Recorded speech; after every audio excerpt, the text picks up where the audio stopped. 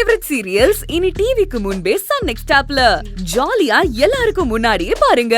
இப்பவே Sun next ஆப்பை download பண்ணி சப்ஸ்கிரைப் பண்ணுங்க. இதுக்கப்புறமா சொல்லாம மூடி மறைக்கிறது எனக்கு சரியா படல. இங்க வேணாங்க சொன்னா கொஞ்சம் கேளுங்க. நீ கொஞ்சம் இருமா அதுல. எதுவா இருந்தாலும் பிரபு சொல்லட்டும்.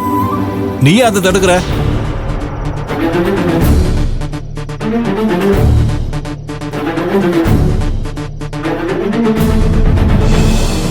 நான் ஒரு கடையில தண்ணி கேன் போட்டு பணம் வாங்கினா அந்த கடைக்காரரு 5 ரூபா காயினா கொடுத்தாரு.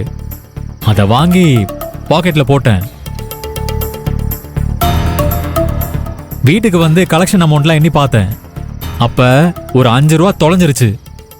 ஒரு 5 ரூபா காயின் காணாம தொலைஞ்சு போனது இப்பதான் எனக்கு தெரிஞ்சிச்சா. எனக்கு மனசுக்கு ரொம்ப கஷ்டமா போச்சு. முழுசா ஒரு 5 ரூபா காயின் இப்படி காணாம போயிருச்சுன்னு நினைக்கும் போது என்னால அழுகி அடக்கவே முடியல. அந்த 5 ரூபா காயின் எங்க விழுந்திருக்கும், எங்க தொலைஞ்சிருக்கும் தான் யோசிச்சுக்கிட்டே இருக்கேன். ஆனா ஒண்ணுமே தோண மாட்டேங்குது. மனசுக்கு ரொம்ப வேதனையா இருக்கு.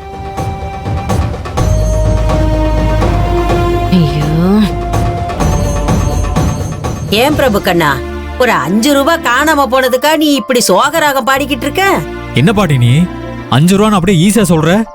5 ரூபாயில 5 1 ரூபா இருக்கு, 10 50 காசு இருக்கு. தெரிஞ்சுக்கோ பாட்டி. மருமவனே, அந்த 5 ரூபாயில 500 ஒரு காசு இருக்கு. அதையும் சொல்லாம விடுற, அதையும் சேர்த்து சொல்லு. Correct correct. 500 ஒரு பைசா காசு இருக்கு. 5 ரூபா தானே அலட்சியமா நினைக்காத, சரியா? எங்க நில்லுங்க. அப்பா எப்பதான் திருந்துவானோ. புருஷனும் பொண்டாட்டியும் மாத்தி மாத்தி சமாளிக்கிறீங்களா? எப்படியாவது உங்களை மாட்டி விட்டுதான் நான் மறு வேலையை பாப்பேன். எங்க என்னங்க நீங்க இப்படி இமோஷன் ஆகலாமா? என்னால முடியல ஆதரே. ரேவதியை பாக்குறப்பெல்லாம் ஒரு பக்கம் மனசு திக்கு திக்குன்னு அடிக்குது. இன்னொரு பக்கம் ஆபரேஷனுக்கு இன்னும் பணத்தை ரெடி பண்ண முடியலன்னு கஷ்டமா இருக்கு. இதுக்கு நடுவுல நம்ம வீட்டுல இருக்கிற எல்லாரும் எதுவும் தெரியாம என்ன ஏதுன்னு கேள்வி மேல கேள்வி கேட்டுட்டு இருக்காங்க. இப்ப நான் கிண்டல ஏதோ சொல்லி சமாளிச்சேனே தவிர உள்ளுக்குள்ள நான் படுற கஷ்டம் எனக்கு தான் தெரியும் ஆதரே. எனக்கும் தெரியுங்க. ஐயோ ஆதரே, ஐயோ ரேவதி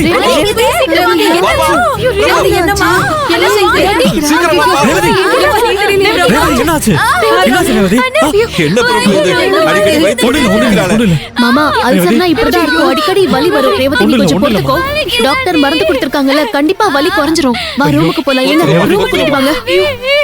ஆதிரி, என்னது ரேவதி வலியில துடிக்கிறத பார்த்தா இது வெறும் அல்சர் மாதிரி தெரியலையே. வேற ஏதோ பிரச்சனை இருக்கிற மாதிரி தெரியுது. டாக்டர் என்ன சொன்னாங்க? டெஸ்ட் எல்லாம் கரெக்டா எடுத்தாங்களா? உனக்கு என்ன தெரியும்? இஷ்டத்துக்கு கேள்வி கேட்டுட்டு இருக்க. வாய் மூடிட்டு பேசாம இருந்துக்கோ. உன் டிராமால என் தங்கச்சி விஷயத்துல வேணாம், புரியுதா? அவ்வளவுதான், பாத்துக்க. ரேவதி ஒண்ணு இல்ல ரூமுக்கு போலாம். எங்க தூக்குங்க. ஒண்ணு இல்ல கொஞ்சம் பொறுத்துக்கோ. சரியாயிரும். என்னாச்சுன்னு தெரியலையே. மாமா நீங்களா இங்கே இருங்க, நாங்க பாத்துக்கிறோம்.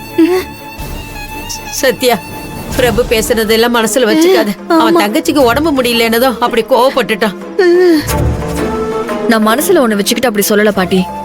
ரேவதி மேல உள்ள அக்கறையில தான் அப்படி சொன்னேன். அது எனக்கு தெரியுமா. சரி வா. வா கண்ணு.